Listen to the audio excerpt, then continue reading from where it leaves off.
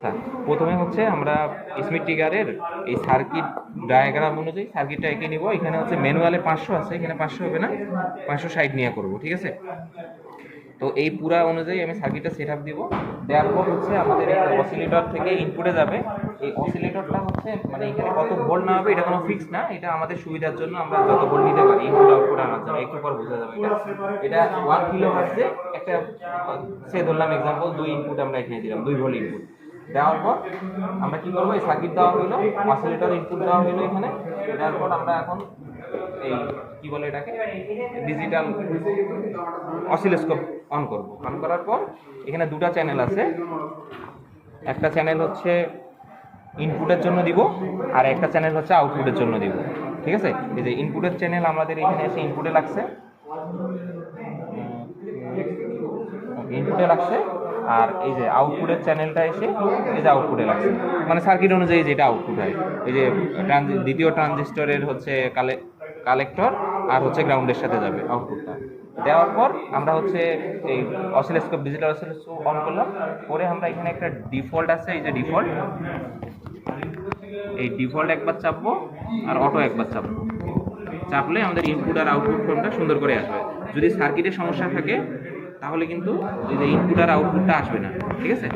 করার পর আমরা কি করব, এই যে এখানে দেখা যাচ্ছে যে চ্যানেল 1 এর জন্য 10 ভোল্ট, চ্যানেল 1 এর জন্য 2 এর জন্য 5 ভোল্ট দেখা যাচ্ছে। আমরা প্রথমে এইটাকে সেম করে নেব।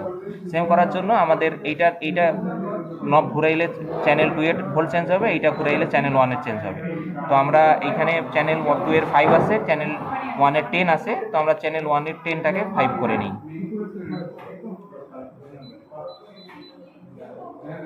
এটা একটু আস্তে রেসপন্স করে। ওকে, এই যে 5 হয়ে গেল। এখন আমরা কি করবো, একটু নিচে নামাই নিয়ে আসবো যাতে আমাদের ইয়ার সুবিধার জন্য। এই তো এটা হচ্ছে আমাদের মানে সার্কিট কানেকশনের পর যে সার্কিটটা ঠিক আছে এবং ঠিকভাবে আউটপুট আছে, এটা সেই রূপ। তারপর এই যে চ্যানেল 1 2 দুটাই 5 5 আছে, এটা করব। করার পর এখন আমার কাজ হচ্ছে এই যে আউটপুটটাকে নড়াবো, এই যে যেটা স্কোয়ার ওয়েভ, এই আউটপুটটাকে নড়াই এই যে রাইজিং এস, ইনপুটের যে রাইজিং এস এর কাছে এমনভাবে সেট করাবো যাতে আউটপুটের 10%কে সেট করে। এই দেখাচ্ছি আমি, এই যে দেখা যাচ্ছে এই পয়েন্টটাতে কলম দিয়ে দেখাই, এই যে আউটপুটের 10% রাইজিং এজে সেট করাবো। এইখানে আমরা হচ্ছে আপার থ্রেশহোল্ড পয়েন্টটা পাবো, ঠিক আছে? ওকে, এবার আমরা কি করব, যখন এখানে সেট করার পর আমরা এই যে কার্সরে চাপবো। কার্সরে চাপার পর এখানে কার্সর অফ হয়ে আছে, এখানে এই যে মেনু চাপে, মেনু সরি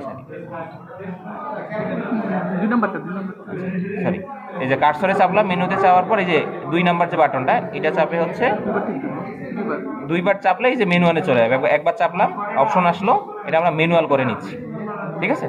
করার পর এখানে দেখবো যে আমরা চ্যানেল 1 আছে না 2 আছে।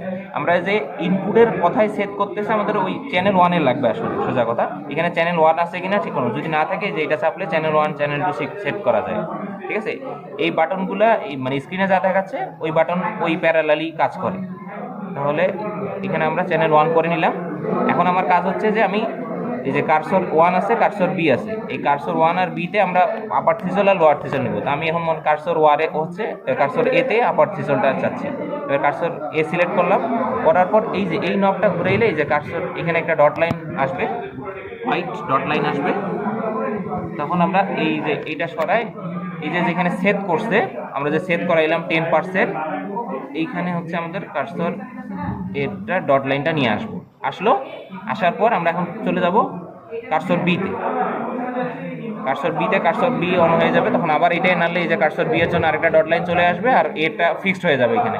এরপর আমরা কি করব, এই যে আমার আউটপুটটাকে আবার নড়াবো, নড়ায় এবার ফলিং এজে আউটপুটটার 90% কাট করবে, এই অবস্থায় নিয়ে আসবো।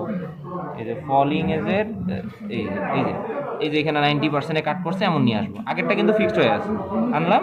আনে এবার আমরা কি করবো, এই যে কার্সর বিটা যেটা সিলেক্ট করছি এইটাকে ওই যে সেট পয়েন্টে নিয়ে যাব। সেট পয়েন্টে এই যেখানে 90% সেট করছে, কাট করছে ইনপুটের, ওইখানে নিয়ে গেলাম। নিয়ে গেলে এই যে চ্যানেল মানে চ্যানেল 1-এর এই যে কার্সর এ কার্সর বি, এই যে এটা হচ্ছে আপার থ্রিসল, এটা লোয়ার থ্রিসল, আমাদের খুব কাছাকাছি চলে আসছে। এটা 4.9, আপার থ্রিসলটা বেশি আসবে, লোয়ার থ্রিসলটা কম আসবে। এই হচ্ছে পার্ট, এটা হচ্ছে মেইন মেকানিজম। এখন আমাদের এই সার্কিট কি বলতেছে, এটা যদি আমরা টেবিলে যাই,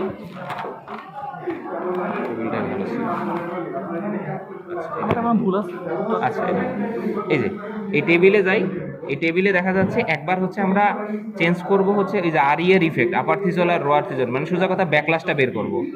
আপার থ্রিসল থেকে লোয়ার থ্রিসলটা বাদ দিয়ে যেটা পাইলাম এটা ব্যাকলাস। এই যে আপার থ্রিসল যেখানে পাইছিলাম এটা আপার থ্রিসল, আর এটা লোয়ার থ্রিসল পয়েন্ট এখানে নিব। এখন কথা হচ্ছে কিভাবে নিব, প্রথমে এটার ইফেক্ট, দুইটা ইফেক্ট পড়ে।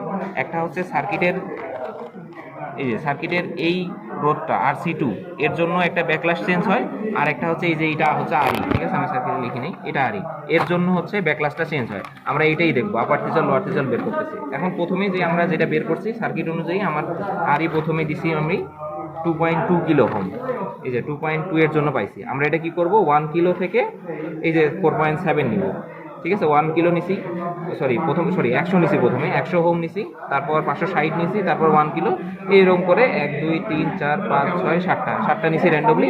নেওয়ার জন্য প্রত্যেকটারই আপার থ্রিসল লোয়ার থ্রিসল করতে হবে আগের যেভাবে প্রসিডিউর।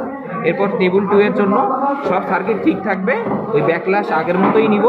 এখানে RC2টা চেঞ্জ হবে, মানে এই যে সার্কিটের এইটা চেঞ্জ করবো। এখন এটা খুলবো, একবার প্রথমে 100 ওহম দিব, আবার সেম ভাবে দিয়ে এখানে ব্যাকলাসটা কি আছে এই দুইটা কম্প্যারিজন করে রেজাল্ট বলবো। এই হচ্ছে স্মিথ ট্রিগার।